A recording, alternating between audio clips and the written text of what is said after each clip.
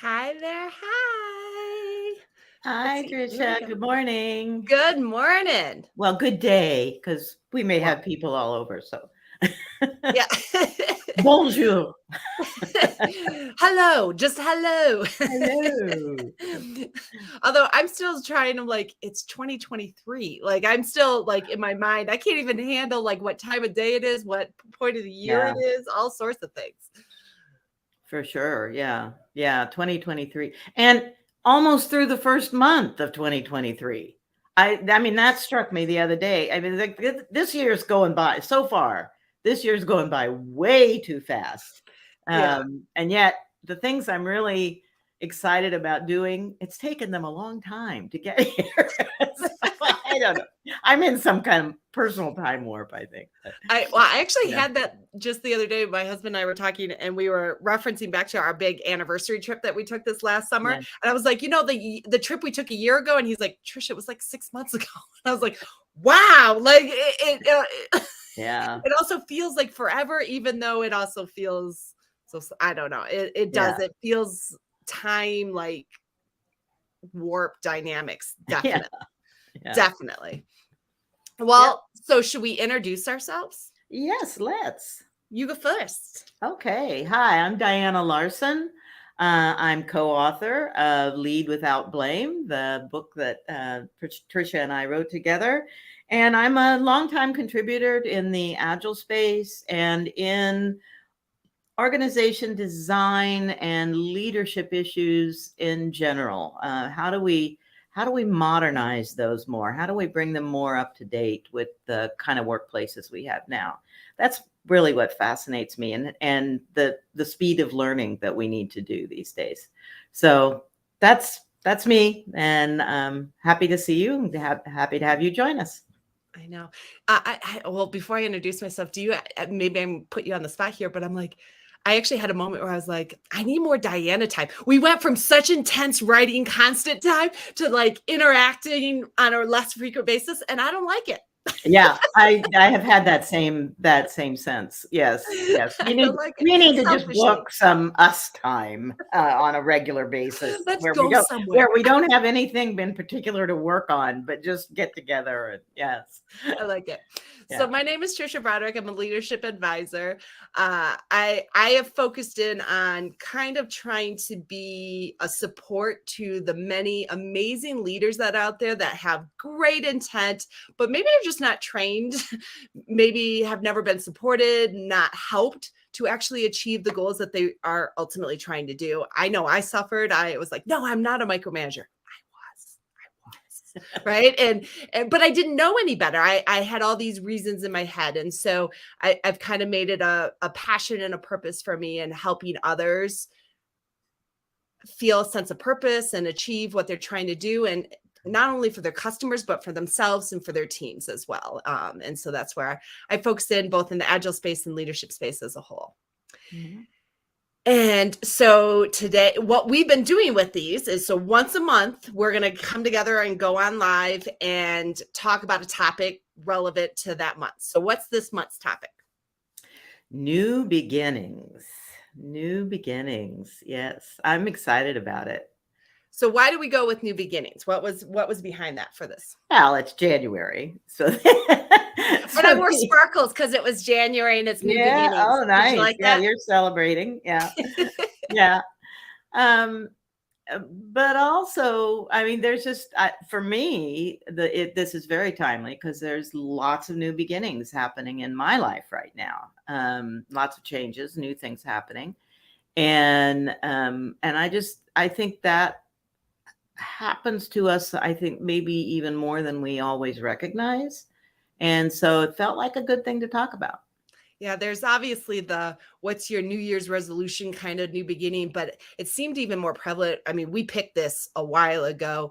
I don't know if you heard the news, but for me, I got a lot of people contacting me this week because of Capital One's layoffs and a Right. number of other layoffs.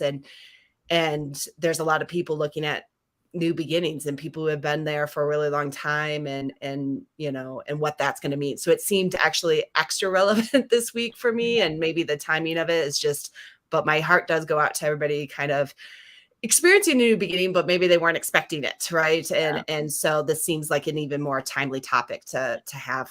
Yeah. Yeah. Sometimes there are people who are seeking a new beginning. But then there are also people who've been thrown into a new beginning because of an important ending for them. And that's, professional, personal, that's all over the place. Yeah.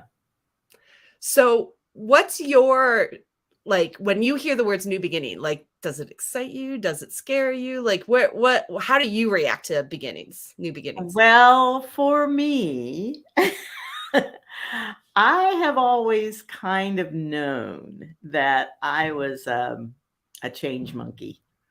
I like change. I get excited about change. And then sure enough, when I took the Strength Finder, I came out with my top strength as activator. I can get new things started. So in general, I like new beginnings. And I get energized by them and about creating something new and exploring the possibility. I'm generally about possibilities. What are the new possibilities here? But sometimes, I have an ending that I didn't really expect or seek, and then I can also feel overwhelmed by a new beginning. I mean, I think we all have that tipping point where and for some of us it comes sooner than later. I mean, for me, I have to have a lot of change piled on me, a lot of new stuff piled on me before I hit my nope, stop, no more spot. And other people get to that, I can't deal with any more of this much sooner than I do. And so I've always had to be sensitive about that with the people I work with and the people I live with. How much change can they accommodate before it feels like too much for them? So I think there's kind of both sides of that. But for me, if things are the status quo for too long and we're just in maintenance mode, I'll start stirring the pot. I need to have something new happen. Yeah. Yeah. I think my relationship with new beginnings has altered over time. Mm-hmm. I wanted stability. I wanted certainty. I wanted comfort very early on in my career.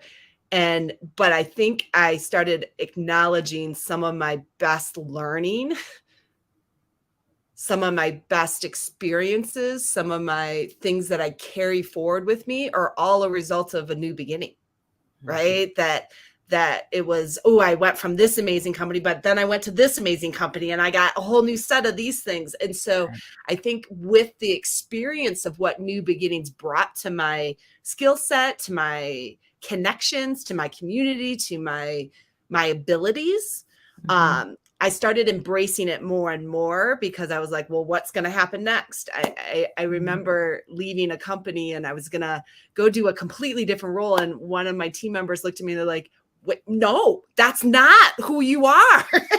Oh, wow. And they were doing it in this, like, but you're an amazing leader in an organization. You shouldn't be a consultant, like, with no team. And I was like, but I need a new beginning, right? I needed something totally different.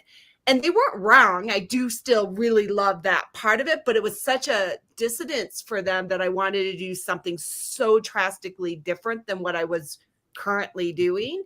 But I think with each experience, like even in that specific scenario, what that opened up for me and what I'm doing today, I mean, it absolutely had a dynamic. So I think mine's evolved over time. Yeah. I think another part of new being, we didn't actually talk about this in advance, but as we're going along, this is a really spontaneous conversation. Never scripted, ever. Not scripted at all. I was thinking about the importance of when you are in a new beginning, whether it's something you embraced or just something you recognize is going on in your life, it is important to take time to kind of mourn the things you valued in what's ending. And because there's always an ending before a new beginning. It's the snake that that eats its own tail, right? And and I have a friend who is right now in the process of leaving a place that she really felt valued in and really liked. And but circumstances changed, and now she's leaving that place. And I've been really proud of her because she's been talking about the relationship she values there, connecting with people, talking about, well, maybe we can have coffee in the future and exchange progress, and just noticing that, that some of those relationships are going to play out in a new way, whatever that might be. But they aren't going to be the same as they have been. And that she's going to have the opportunity to create some new relationships. And, that balance between honoring what's passing away and embracing what might be coming toward you, the possibilities that might be coming toward you. I think there's that's important too. Yeah, I might even add to it. I'd say there's a third part to it, because I do, the minute you started highlighting that, I was like, yeah, like when I wanted to move to Colorado, I loved my organization. I mean, in fact, to this day, I still like TechSmith. You should look at TechSmith for their products. Like I'm still an active supporter and advocate and things like this. But I did have to, I loved it. And it didn't make sense to a lot of people, but I wanted to live in Colorado. I wanted to achieve this. But I think, so I totally, right when you said it, I was like, yes, I mourned certain things. And then there were all these new beginnings. But I think there's also a dynamic of not writing a narrative that says everything has to end. It may change. Right. It may be different, but even that change and that difference can be better in different ways. And so I sometimes have to almost check myself that I don't go into everything's ending. Like, I am never going to talk to this person again because I'm leaving. Right. And no, it's different though. But that different can be a new beginning and in different ways. And, so yeah, I really like that because it immediately made me go back to that. But I would also say there's a change one, right? And it's not either an end or start, but evolves. Yeah, we just closed officially on December 22nd. We closed the Agile Fluency Project as a business, which has been my primary engagement for the last 4 or 5 years. I mean, the business was around for 7, but I really moved into a very engaged role about 5 years ago. And as a leader, to tie this back to leadership, I knew that I did not want anyone to hear about, I didn't want any of the close-in folks to hear about the change secondhand. I wanted them to hear it from me. And so I made time to talk to every single one of our licensed facilitators. That's pretty much how I spent my fall. September, October, November. I was talking to each person that I could get a hold of, that we could work out a good time, because it's an international group. So, and would tell them, this is what's happening. Here's the plans, blah, blah, blah. Right. I won't go into all the detail about that. But in the end, what I realized was that taking the time to do that was super helpful to me. I mean, a lot of people said, oh, Diana, nobody does this. This is great. And it's like, well, 30 years of change management tells me it's the right thing to do. And that's really why I did it. I was like, this is what it's respect. This is what good leaders are supposed to do. But I did not expect the difference it made for me in making that transition. And now I'm really excited about, what's coming next in my life, and, DianaLarsen.com and the other things that are popping up, and the new book that we are getting to promote and things like that. So I've got lots of new things. It's not like I'm going to be bored, but it was really important for me to take that time and have those conversations with people, for sure. Well, let's keep going down that path because I like it. What other tips do we have for dealing in that new beginning, right? So taking that time is one, and thinking about how things are going to change and stuff like that. But let's keep going down that because I feel like that might be helpful for people, especially right now. And whether you're a leader, you're a team member, everybody's a leader, though. Yes, throw that out there. But what tips what tips can we come up with for it? Well, I just gave one of mine. So what's one of yours? Yeah. So one of mine, let me see what a tip that I have for. So I asked myself a question that I actually didn't have a pre-scripted answer to. I think one of mine is, so you talked about overwhelm before. One of mine is kind of make sure that I'm looking at like the little small steps, the little small goals. One, it fulfills my need for a check mark, and anybody who knows me knows that that's an important part of my life. But just being able to feel progress and momentum, and like I'm seeing something happening, I'm seeing something going, I have something that I'm doing versus it feeling kind of too big, scary, unknown. And so sometimes like, okay, all I'm going to focus on is this little thing. And I'm going to get the document set up for this, new company or whatever it is. And I find that helps keep me, one, focused, but two, actually kind of excited because I feel the momentum and I feel progress, which for me, helps me in keeping going with things. Yeah. That's interesting because that's such a pattern. I mean, that's splitting stories so that we can see incremental progress, right? I mean, that fits on all the new endeavors, whether we're trying to build a new product or the next version of our current product or life changes like we're talking about. Yeah, I think that's a really good tip. And that kind of taking it, I love who knows the etymology of this. I've heard it said it's a Chinese proverb, but I don't want to misattribute, so who knows. But the journey of 1,000 miles begins with a single step, right? And then another step, and then another step, and taking the time to kind of notice that each of those steps, it's not just that first step, it's breaking that journey down into accomplishable, valuable, as we say, valuable to us at least, places where we can see that we're making progress toward our goals.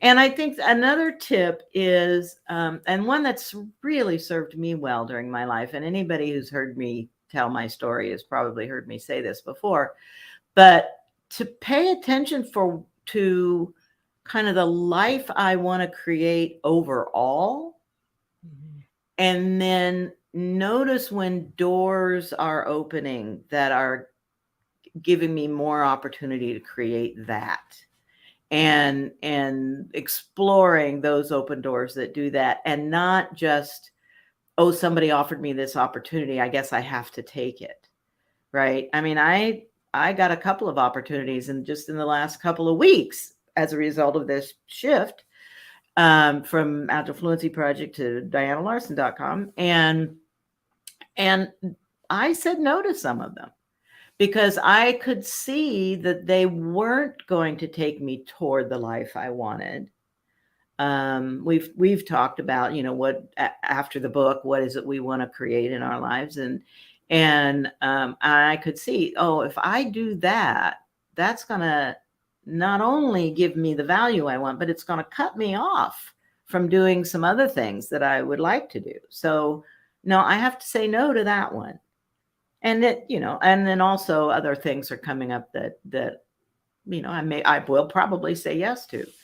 But I think there is that not just moving in a direction. I really think about our colleagues at Microsoft and Capital One and all these places that are laying off. It's like, don't just rush into the next thing because it looks like a sure thing, or just because, you can have that. Look for the thing that's really going to feed you long term. Yeah. Yeah. And it's, that's when you have that forced upon new beginning, that's so hard because it's Yeah. you're processing so many things. But the reality is I have experienced multiple times that when I thought, okay, no one's ever going to ask me to keynote speak again, I have, and then somebody does, but like there is a little bit of being willing to kind of put yourself out there and to say I'm looking for opportunities and I'm looking for what might make most sense, and having those discussions. Like if you had asked me if I'd be doing this, if you had asked me a few years ago if I co-write a book, not gonna happen. And yet, there could have been also, to go to the other side of that, is like there's also sometimes a new beginning right in front of you. And I guess this is my tip, is like new beginnings right in front of you, but it can seem a little scary and things like that we turn down things that align with what we really want, that align with what we're trying to do. But because if they're not like you that want that change, like it's scary, they'll walk away from it, right? Or they'll give some reason in their head for it. So I try to also give myself permission in a new beginning to experiment. Yeah. If it's not working. In fact, when we started writing the book, we didn't just agree right off the bat. We actually said, well, let's test right. Let's see what it is. And I think a lot of times we think that decision for that new beginning is binary, yes or no, and then you're done. And you can kind of go into it a little bit more with, I'm still experimenting. I'm still exploring. I'm seeing if this is the right new beginning that fulfills that dream or that life goal or the values that I want. And for me, that lessens the scariness of it a little bit, because it doesn't feel so like, this is a decision I'm making for the next 5 years. And that's helpful to me. Right. And I think, that kind of links for me with the willingness to be vulnerable. I think the more, to everyone out there who is faced with a big change, the more you can describe the world you want and be, open and clear about that to the best of your ability. Sometimes we don't always know everything about it, but I'd like to be remote because I don't want to have it. I don't want to have a commute again. I want to work on a small team or a big team, or, the more you can be specific. I like this industry more than that industry. The more you can be specific with people about what you really want from whatever's next, whatever you're seeking in your life, and then ask people for help with that. Get clear yourself, and then let people know, this is what I'm looking for. The better, when that opportunity comes across their screen, they're going to go, oh, I know, that's for Tricia. That's the sort of thing Tricia's looking for. And otherwise, people have a hard time knowing how to help you find that next new beginning. And that leaves you kind of wandering in the wilderness longer than you maybe need to.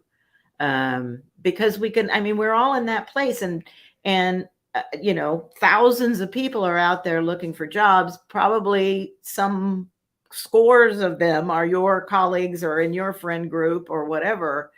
And you can help each other by saying, well, that's not the kind of thing I want, but so-and-so, that's really what they're looking for.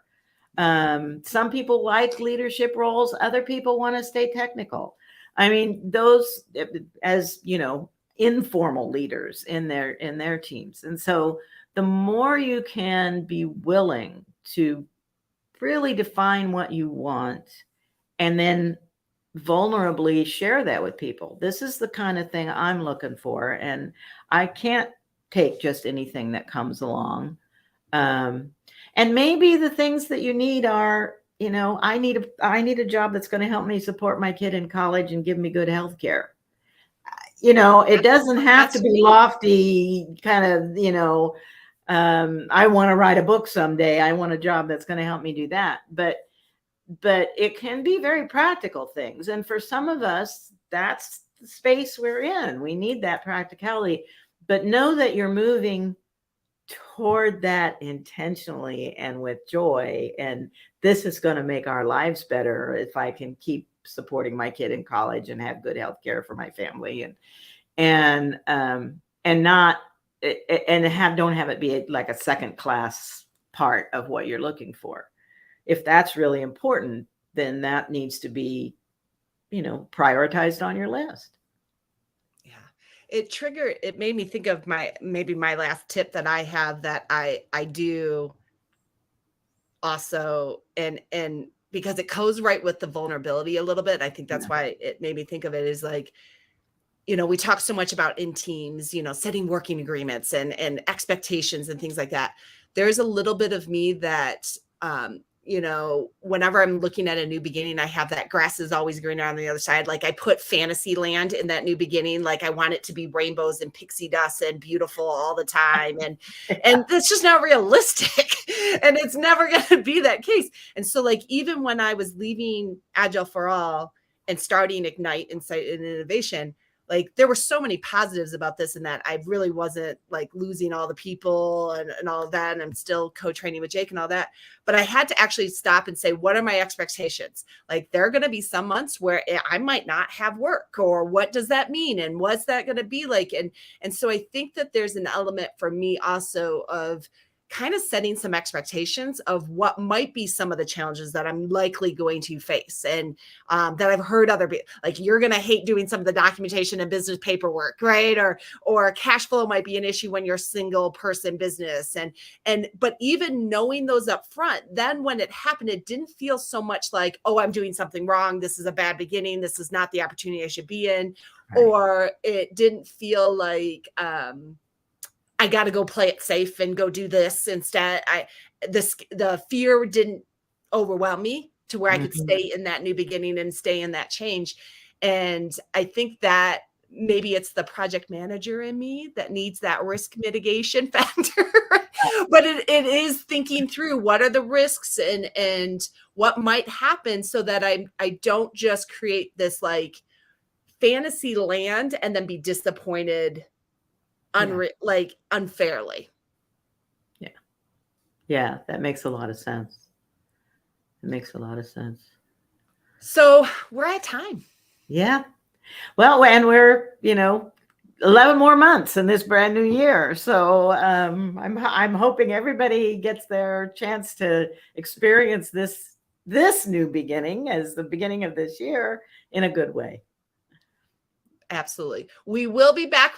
I did look up what our date is for our next one. We will be back for our next live on February 17th. I think at the same time. We're going to do the same time this next round. And we'll be back in February for our next live on the 17th. But you can always reach out to us on LinkedIn. If you have any questions about our book, feel free to reach out. And otherwise, have a wonderful rest of the month. Bye.